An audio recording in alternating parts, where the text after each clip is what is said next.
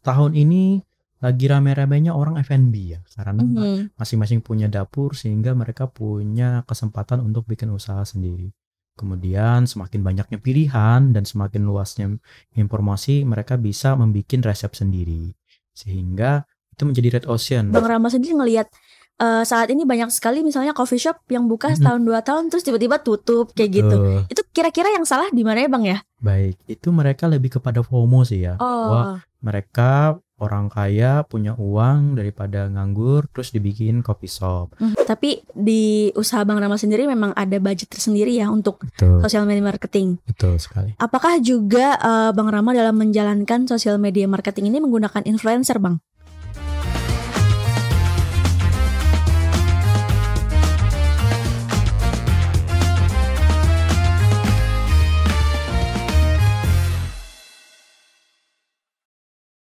Halo semuanya, kembali lagi di podcast Kula-Kula Digital, sumber inspirasi digital. Jadi Kula-Kula Digital ini adalah podcastnya BPSDMP Kominfo Banjarmasin nih di JERS. Dan BPSDMP Kominfo Banjarmasin itu merupakan UPT dari Kementerian Kominfo RI. Dan bagi Kula-Kula Digital semuanya yang mungkin ingin mencari tahu semua hal yang berkaitan dengan digital, bisa langsung subscribe aja channel ini ya di @bpsdmp Kominfo Banjarmasin, karena di sini kita akan share segala hal yang berkaitan dengan digital, baik itu pelatihan, ilmu dan manfaat dari digital itu sendiri. Dan berbicara mengenai digital nih ya, Kula-Kula Digital pasti tidak lepas dari yang namanya sosial media. Dan di Indonesia sendiri ada 139 juta user yang menggunakan sosial media. Itu hampir 50% dari total populasi orang yang ada di Indonesia.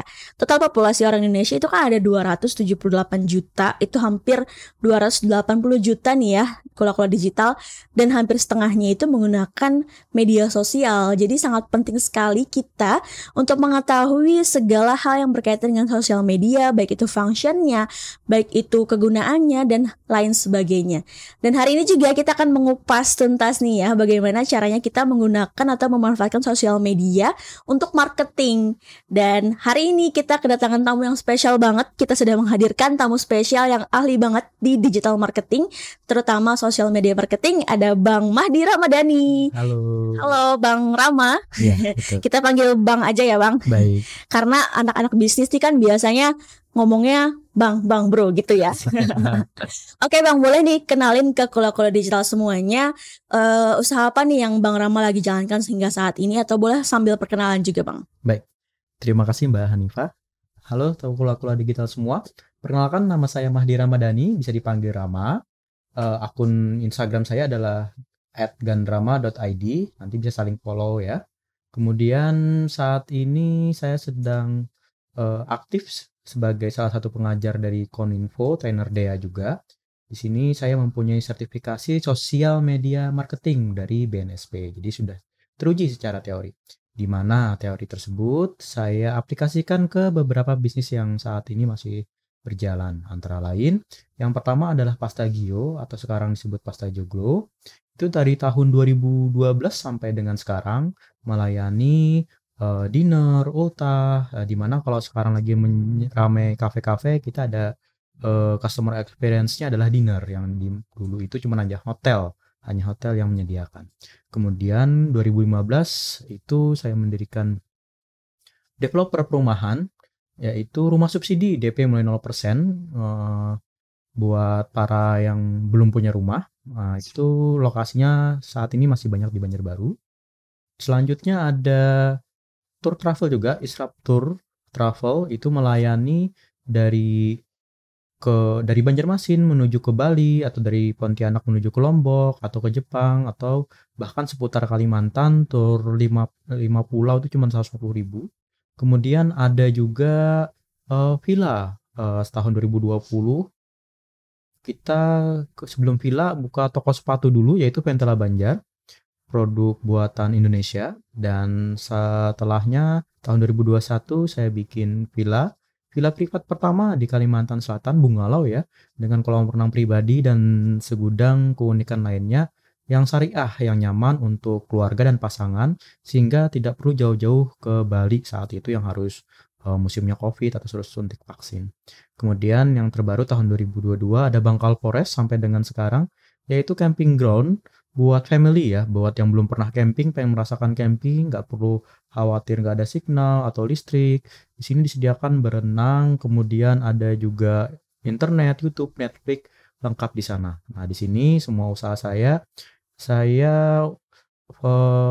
fokus marketingnya adalah di digital marketing dan terutamanya di sosial medianya. Nah, mudah-mudahan bisa saya sharingkan dan bermanfaat untuk teman-teman semua hari ini. Gitu, Mbak. Wow, banyak sekali usahanya nih Bang Rama, keren banget. Nah, saya penasaran nih, dulu kan pasta joglo itu namanya pasta Gio ya Bang ya? Betul. Dan saya sering banget ke pasta Gio tahu dulu. Oh ya, terima kasih Mbak. Iya, itu kira-kira dulu dari pasta Gio kenapa berubah ke pasta joglo nih Bang? Ini saya penasaran juga nih. Baik, yang seperti kita ketahui sekarang masyarakat Indonesia tuh sudah melek haki ya. Nah, tapi di satu sisi ada orang yang memanfaatkan celah tersebut juga. Jadi kemarin untuk pasta Gio dan pasta joglo itu sendiri di internal kami mengenai branding nama, sehingga kami harus memakai nama pasta joglo waktu itu. Oh, dan itu gimana tuh Bang dari awalnya pasta Gio terus rebranding ke pasta joglo, itu pemberitahuan ke orang-orangnya tuh gimana tuh biar aware lagi nih sebenarnya pasta Gio itu masih ada loh tapi namanya ganti kayak gitu. Betul, kita mulai dari rebranding dari nama, logo terutama, kemudian kita mengadakan promo. Promonya itu menggunakan nama baru sehingga orang aware ke sana, tapi dalam melaksanakan promo nama pasta Gio itu masih ada dan kita sertakan juga nama barunya, pasta di Gio, di strip pasta joglo, sehingga orang mulai terbiasa. Mungkin pernah mendengar dulu waktu Sony mau mengakuisisi Ericsson jadi Sony Ericsson, kemudian hilang Ericssonnya jadi Sony sama sekali. Nah, kira-kira seperti itu. Jadi ada masa transisi untuk mengenalkan melalui multimedia ya, baik dari sosial medianya ataupun koran dan promo-promo lainnya. Dan itu prosesnya sekitar setahun. Setahun ya. Itu ganti namanya tahun berapa tuh Bang?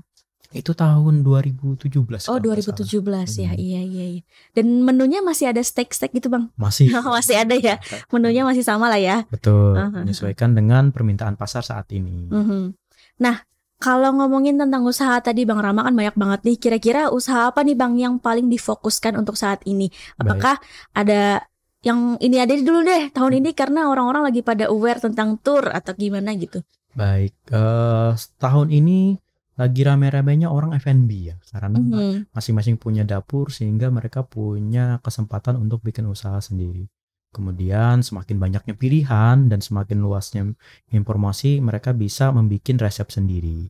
Sehingga itu menjadi red ocean. Nah, saya mencari blue ocean, fokusnya adalah di perumahan. Karena di perumahan itu marginnya bisa kita putar dan lebih banyak lah menurut saya ya. Dan effortnya juga sesuai dengan apa yang hasil yang akan didapatkan. Jadi fokusnya di properti itu sendiri termasuk di Gio Bungalau sama perumahan subsidi dan juga komersial di situ. Berarti perumahan dan villa juga ya yang lagi digencar-gencarin sama Bang Rama. Properti ya mungkin. Properti ya. Betul. Oh iya, oke. Gio Bungalau udah ada berapa nih Bang? Baik. Sekarang itu alhamdulillahnya itu dari Gio 1, kemudian ada rezeki bangun Gio 2, ada rezeki bangun Gio 3. Dan nanti saya juga ada membuka bagi orang yang punya dana daripada uangnya itu beli emas, kemudian nanti setelah 2 tahun kemudian itu harganya naik. Nah, kalau kita beli properti ya, nggak cuma Gio Bungalau, itu ketika kita beli properti dan kita sewakan itu bisa menghasilkan penghasilan setiap hari atau bulanannya. Ketika dijual lagi, biasanya harganya naik. Nah, itu bedanya dengan emas. Memang tidak semudah emas ketika menjual, tapi bisa disekolahkan atau pun dijaminkan. Nah, itu yang keunggulan dari properti. Dan dalam hal ini dari saya menjual Bungalau, sekarang ada 3 yang bikin Bungalau kerjasama. Jadi saya menyediakan lahannya, mereka menyediakan uangnya, saya bangunkan dan saya bantu kelola nantinya. Bagi hasil bersih nanti berapa. Tapi kalau mereka mau kelola sendiri atau dinikmati sendiri buat villa peristirahatan tiap minggu gitu ya, itu silahkan. Jadi di situ. Iya. Jadi nggak menutup kemungkinan kalau misalnya ada lagi nih yang mau kerjasama buka Gio Bungalau 4 ya Bang ya? Betul. Oh, oke. Dan namanya nggak harus Gio, nama anaknya sendiri juga boleh. Oh, boleh ya Bang? Betul. Dan di sini kita juga ada teknik khususnya. Jadi mungkin ada orang yang meniru tapi dia tidak tahu triknya dari tata letak bangunan ataupun apa keilmuannya. Jadi kalau ada yang orang meniru itu belum tentu dia akan memperoleh hasil yang sama. Karena kita punya pengalaman di tour travel dari 2017. Jadi kita tahu apa yang konsumen itu inginkan dalam sebuah penginapan ataupun hotel begitu. Oke, berarti kan lagi banyak juga nih Bang ya villa-villa di lagi rame Banjarbaru mungkin yang lagi rame, dan itu juga biasanya digunakan oleh pasangan suami istri untuk healing dulu ya mingguan gitu. Itu peluangnya gede banget sih Bang ya, kayak seru banget juga gitu kan. Baik. Kalau peluangnya gede mungkin saya bilang enggak ya. Soalnya banyak yang nanti mau bikin. Jadi bilangnya peluangnya biasa aja so. Ya. Iya. Karena mereka melihatnya mungkin kalau kayak kafe kan dalam 8 bulan balik modal, seharinya 10 juta gitu kan. Kalau kayak Bungalow kan satu paling cuman semalam misalnya 1 juta, 1.500.000, jauh lebih besar kafe ataupun F&B. Tapi kita merasa aman karena SHM-nya atas milik sendiri. Misalnya kalau buka kafe, dia potensi pendapatannya besar, high risk tapi high return tapi high risk juga kan ya. Tapi ya kalau laku, kalau enggak gimana jual alat kopi 300 juta, terus perabotannya kayak gimana, tentunya agak susah untuk menjualnya gitu, melikuidasinya. Daripada kalau kayak Bungalow nggak laku ya udah jual aja, atau kita nikmatin sendiri juga bisa kan kayak gitu. Gimana tuh Bang Rama sendiri ngelihat saat ini banyak sekali misalnya coffee shop yang buka setahun 2 tahun terus tiba-tiba tutup kayak gitu. Itu kira-kira yang salah di mana ya Bang ya? Baik, itu mereka lebih kepada FOMO sih ya. Bahwa mereka orang kaya punya uang daripada nganggur terus dibikin coffee shop. Tapi coffee shopnya itu berdasarkan perasaan mereka, pengennya mereka, bukan berdasarkan kebutuhan masalah orang terhadap kopi ataupun inginnya coffee shop itu seperti apa. Jadi kadang kopi shop kok warnanya ngejreng-ngejreng kayak gitu kan, karena selera pemiliknya, bukan kebutuhan dari konsumen gitu. Dan yang menjadi PR terutama untuk Kalimantan Selatan ya, itu hospitality. Itu suatu barang mewah mungkin ya. Jadi bagi para pengusaha yang ada value-nya di hospitality, mau dia harga berapapun, usaha apapun termasuk coffee shop, wah itu bertahannya jauh lebih besar persentase kemungkinan. Bener sih Bang, kalau misalnya kita datang ke kafe terus pelayanan nyaman, mau harganya berapa juga dibayar Bang ya. Betul. Kalau kita nyaman di situ kayaknya betah aja gitu dan mau balik lagi gitu ya. Yes, betul sekali. Oke Bang, tadi kan udah banyak sekali nih usaha Bang Rama. Itu tuh usahanya punya media sosial masing-masing ya Bang ya? Betul, kita ada media sosial masing-masing. Kenapa? Ini sesuai dengan teori digital marketing yang ada di materi DA juga, bahwa setiap usaha itu punya keunikan, kekhususan ataupun niche market masing-masing. Bayangkan kalau misalnya Jo Bungalow isinya jualan pasta, kemudian camping, orang akan bingung dan algoritma pun akan bingung. Sehingga algoritma itu kalau kita khusus membicarakan sesuatu, algoritma akan menyimpan dan merekomendasikan konten kita terhadap orang yang mencari minat yang sama dengan kita. Tapi kalau kita terlalu banyak topik, algoritma itu sendiri juga tidak memprioritaskan kita dan bingung juga bagusnya kita nih rekomendasikan kontennya ke siapa gitu. Jadi memang harus ada masing-masing. Memang biaya pengelolaannya jadi lebih banyak tentunya ya. Betul. Dan ada timnya sendiri ya Bang ya, tiap ada media sosial itu. Betul, kita ada timnya sendiri, tim digital agensinya yang untuk mengelola, mengonsep, create video, foto, dan postingnya. Berarti banyak sekali ya Bang ya, satu usaha, satu sosial media. Betul. Dan itu dipakai Instagram aja atau ada yang lain? Kita juga memakai TikTok, Twitter pernah, tapi sekarang udah enggak, Facebook. Karena Facebook terkoneksi otomatis dengan Instagram ya, karena satu meta gitu. Tapi memang saat ini fokusnya Instagram. Kami coba ke TikTok tapi masih dalam proses pencarian algoritmanya gitu. Kenapa nih Bang pakai Instagram? Baik, karena kalau dari Instagram itu kita bisa memetakan, kalau Facebook itu target marketnya atau audiensnya biasanya generasi Doraemon kayak gitu ya, atau generasi POC kalau kata teman-teman tuh. Terus juga kalau di Instagram ini generasi milenial, dan TikTok itu generasi Z ya, dari anak kecil sampai dengan usia SMA mungkin ya. Jadi dalam hal ini untuk bisnis, karena target market saya itu adalah di kalangan generasi milenial, usia 25 sampai 35 atau 40 lebih banyak menggunakan Instagram. Begitu. Iya, benar sih Bang. Karena saya sendiri juga belum punya TikTok. Bang Rama punya TikTok? Oh iya, saya ada cuman jarang sekali. Oh iya, kita jarang banget ya Bang ya. Betul. Tapi itu lebih sering bukanya adalah Instagram gitu kan, di umuran-umuran kita gitu. Iya. Nah, kira-kira nih Bang, bentuk sosial media marketing apa sih yang digunakan oleh Bang Rama di dalam usahanya itu? Baik, kalau dari saya menggunakan, mungkin pernah dengar storytelling ya, ataupun yang jelas media sosial ini, dalam hal ini Instagram ya, itu lebih kepada mencari teman ya, memberikan manfaat. Nah, contohnya kayak tour dan travel itu memberikan foto-foto, video-video ketika liburan. Jadi kalau jualannya itu mungkin dalam 6 hari, hari ke-7 baru posting tentang tripnya atau apa. Termasuk seperti Jawa Bungalau itu lebih kepada testimoni ataupun foto-foto para yang sudah pernah nginap di sana. Nanti hari Minggunya baru jualannya. Jadi lebih kepada storytelling atau berbagi sharingnya. Karena media sosial bukan marketplace kayak gitu kan. I see. Lebih kepada kita ingin tahu, kita ingin dapat manfaat, dan kita kepo biasanya. Benar. Terus nih Bang, ada nggak sih budget khusus yang Bang Rama gunakan untuk proses sosial media marketing tadi?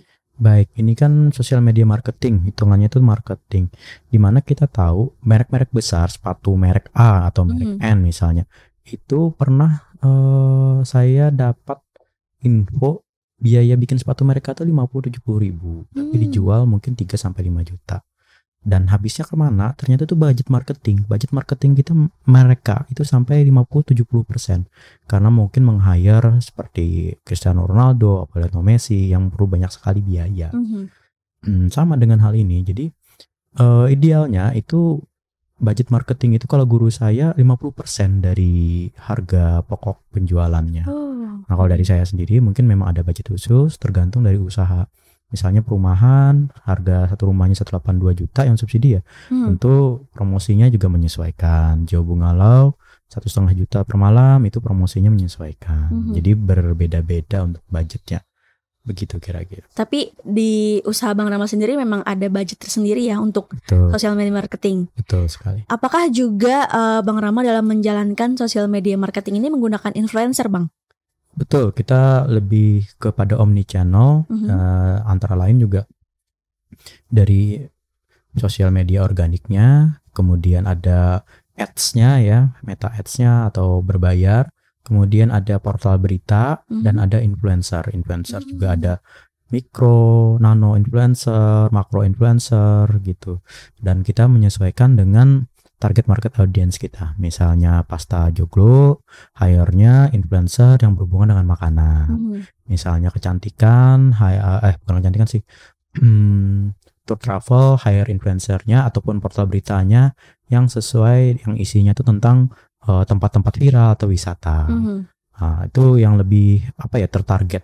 Tapi bisa juga bagi para digital marketer lainnya, dia mencoba cross selling atau mencari audiens yang baru, tapi terlalu bias dalam artian dia influencer kecantikan terus jualan makanan. Nah, itu belum tentu semua orang yang suka kecantikan tuh suka makanan kayak gitu kan ya. Tapi kalau influencernya makanan, pasti followernya itu orang-orang yang suka banget sama makanan gitu, begitu.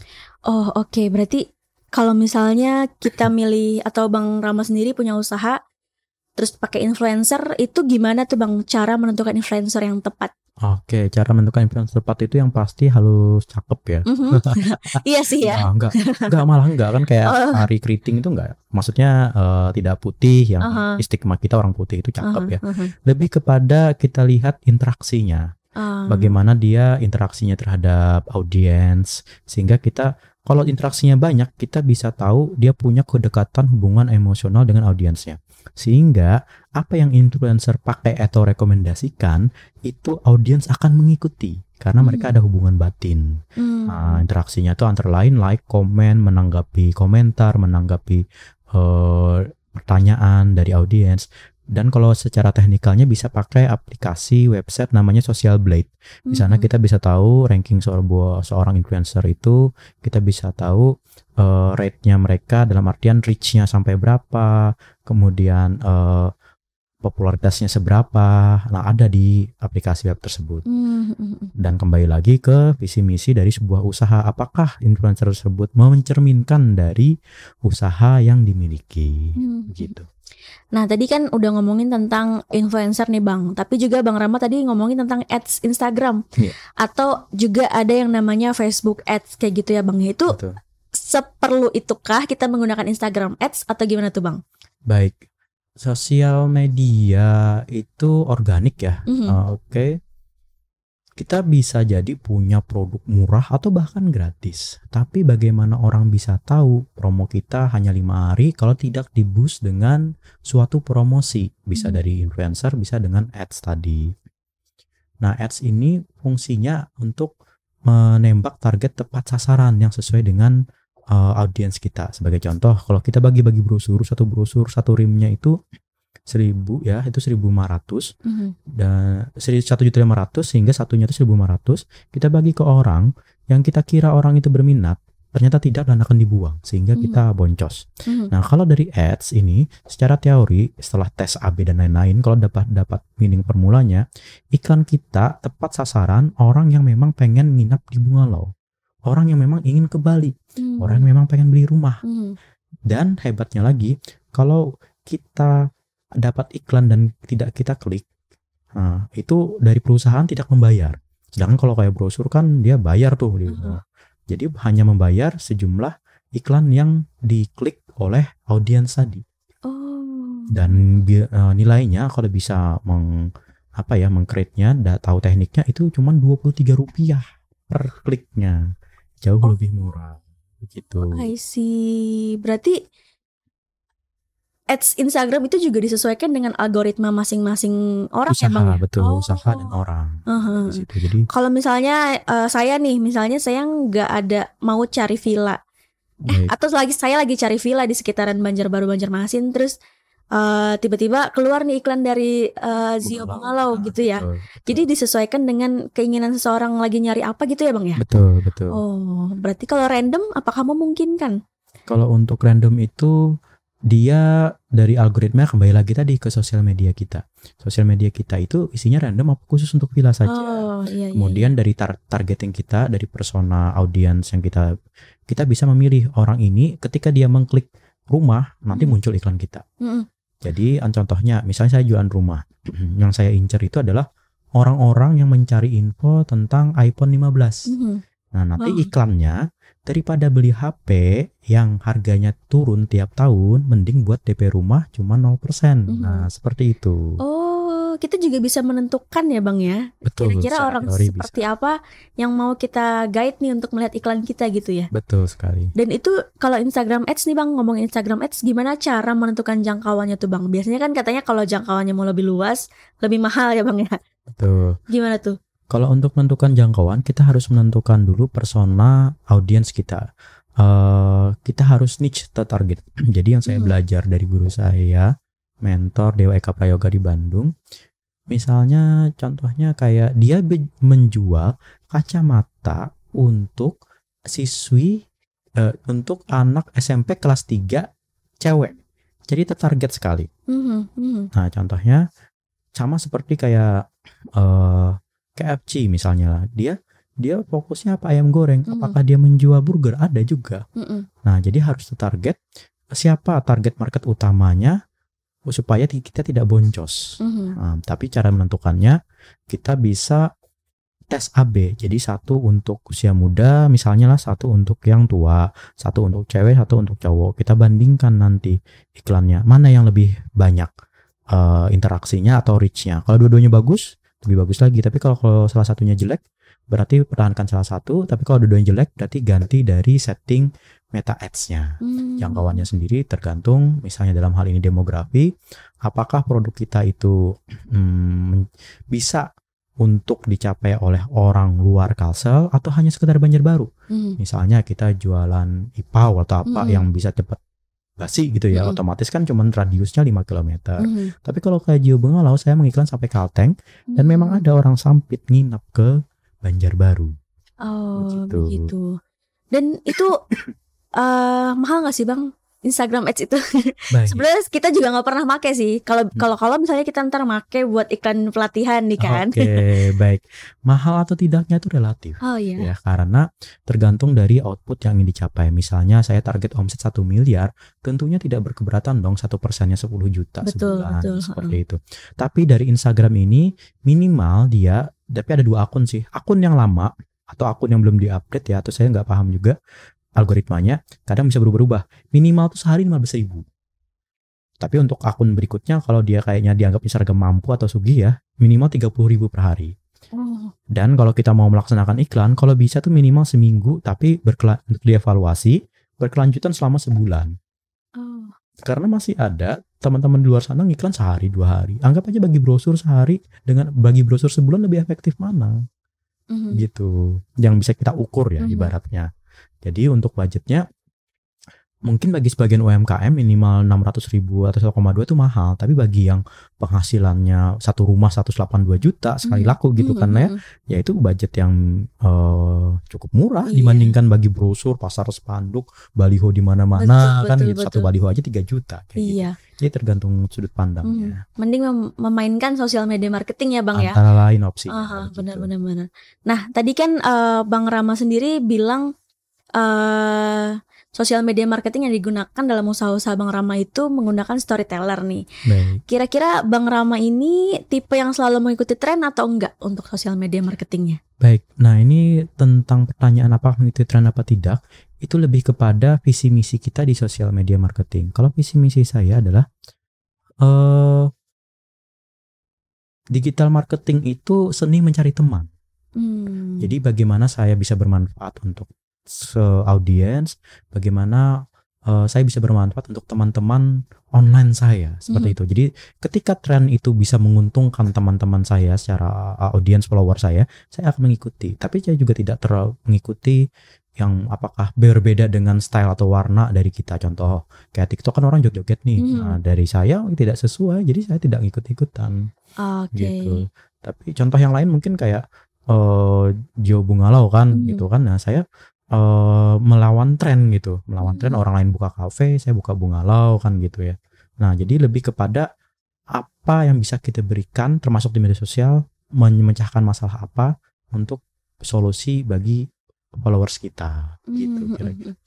Tapi dalam beberapa sosial media yang Bang Rama punya untuk usaha Bang Rama itu, kira-kira yang paling mempan atau yang paling banyak narik reach itu di konten kayak apa sih Bang?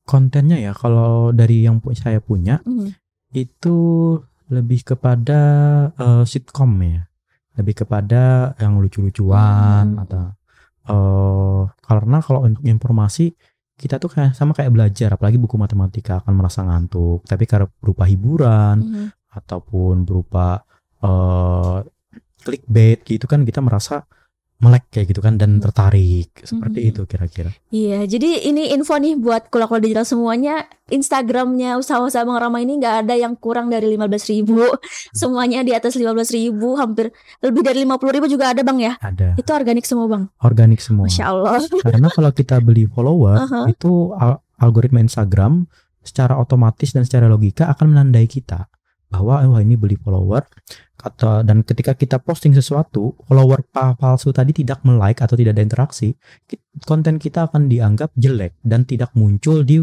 follower asli kita. Jadi kalau kita beli follower, makin sepi nanti interaksinya.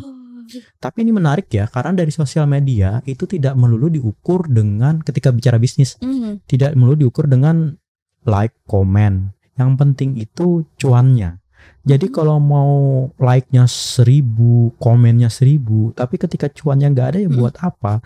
Dan itu contohnya artis-artis kita misalkan, follower banyak, hardcore fansnya juga banyak yang ngebelain gitu kan ya. Tapi ketika dia membuka suatu usaha kayak oleh-oleh si artis A atau jilbab artis B, kan sekarang banyak yang tutup. Banget. Iya. Jadi dulu mah hampir semua kota ada Bang ya.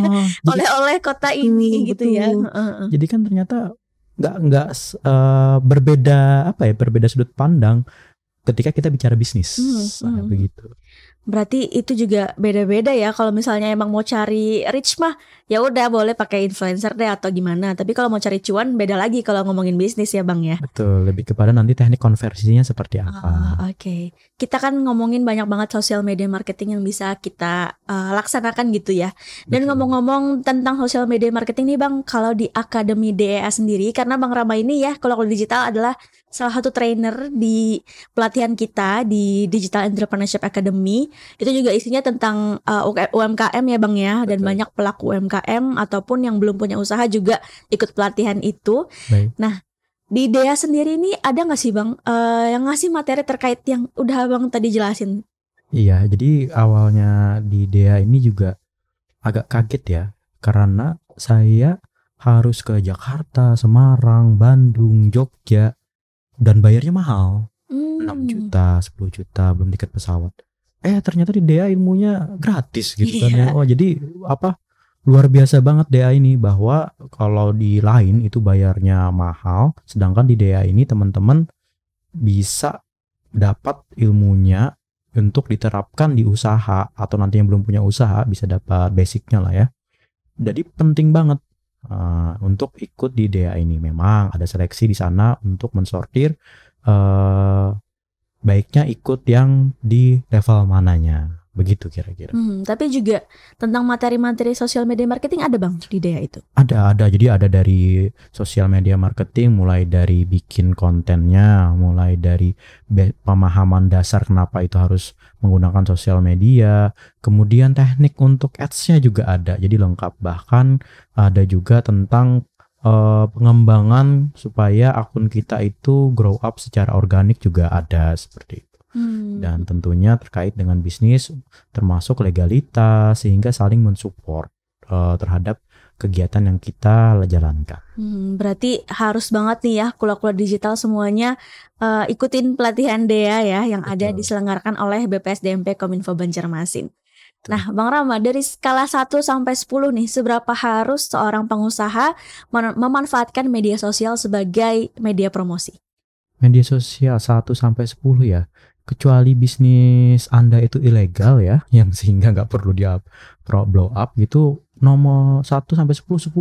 Karena paling tidak orang zaman sekarang ketika dia mencari tahu suatu produk, jasa ataupun merek, dia akan searching di media sosial. Di media sosial itu juga sejenis mini website. Ada testimoni, ada portofolio dari kita. Sehingga orang yang mau menggunakan produk, jasa ataupun perusahaan kita itu merasa tambah yakin terhadap media di sosial media kita tersebut. Jadi ini wajib hukumnya, karena saya sendiri melaksanakannya untuk memanfaatkan media sosial. Jadi memang saya aja juga sendiri kalau nyari apapun itu pasti ke Instagram dulu Bang ya. Apalagi kalau misalnya hashtag itu kan penting banget ya supaya keluar tuh iklan kita, produk kita juga keluar gitu Bang ya. Kalau misalnya nyari yang simpel aja, nyari hijab mungkin. Iya gitu kan, nyarinya langsung ke Instagram. Terus nyarinya yang langsung banyak posting di media sosial gitu Bang. Jadi penting banget nih buat kula-kula digital semuanya untuk memanfaatkan media sosial sebagai media promosi. Nah Bang, pertanyaan terakhir. Ada nggak sih tips atau saran untuk kula-kula digital semuanya yang mungkin masih ragu nih untuk memanfaatkan sosial medianya sebagai media untuk pemasaran? Baik, tipsnya bagi yang masih ragu karena introvert mungkin ya, ataupun bahasanya malas kali ya, atau malu gitu ya, itu dimulai aja dulu. Tidak perlu HP yang mewah ya, dimulai. Penting yang modal paling penting itu adalah dari niat, dan niat itu tercipta dari goal. Impiannya apa? Lihat diri setahun lagi, 2 tahun gini lagi ya, apakah mau gitu-gitu aja? Kalau ingin berubah supaya bisa membanggakan keluarga atau demi diri sendiri, itu dimulai dari hari ini. Antara lain jika punya bisnis atau bahkan karyawan sekalipun, manfaatkan media sosial karena itu gratis di luar dari kuota dan HP-nya ya. Dan itu bisa merubah nasib dari kita semua kalau kita tekuni dan pelajari. Jadi tipsnya adalah mulai aja dulu, kemudian setelah itu kita evaluasi dan berkumpul atau asupi otak kita itu dengan info-info yang terkait dengan media sosial yang baik-baik saja. Sehingga kita tambah semangat ya, bukannya tambah down terhadap media sosial ini. Begitu. Wow, keren banget. Terima kasih Bang Rama. Jangan lupa nih Kula-Kula Digital mulai aja dulu ya untuk menggunakan media sosialnya. Apalagi kalau Kula-Kula Digital punya usaha nih. Jangan karena introvert nih jadi nggak berani nih Bang, atau lebih ke males gitu. Nanti kan nggak naik-naik usahanya Bang ya. Betul sekali. Oke, terima kasih Bang Rama sekali lagi udah nyempetin hadir ke kantor BPS DMP Kominfo Banjarmasin. Dan juga untuk seluruh Kula-Kula Digital, jangan lupa like, comment, dan share video ini. Jangan lupa juga untuk selalu mengikuti informasi-informasi terkini terkait pelatihan-pelatihan yang dilaksanakan oleh BPS DMP Kominfo Banjarmasin. Follow Instagram kita di @bpsdmp Kominfo Banjarmasin karena di sana kita akan share selalu pelatihan-pelatihan yang ada kita laksanakan yang pastinya gratis ya, Kula-Kula Digital semua. Oke, sampai jumpa di episode selanjutnya Kula-Kula Digital. Bye-bye.